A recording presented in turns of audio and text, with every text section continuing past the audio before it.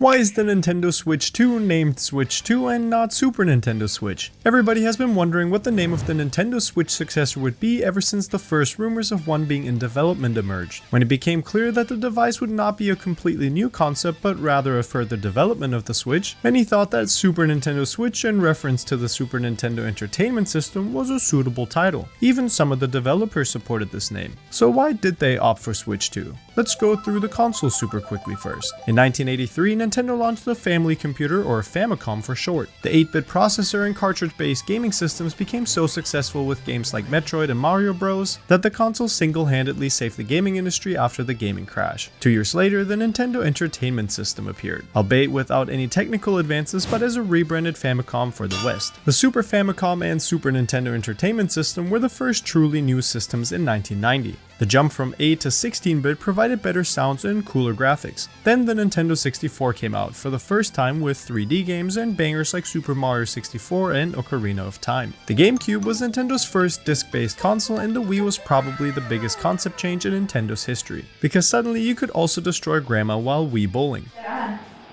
Down the center. Okay, we're not going to talk about the Wii U because that might as well have never existed. So let's talk about the Switch. This hybrid console, which delighted handheld gamers and fans of the stationary consoles alike, was a huge success, the second best-selling console ever.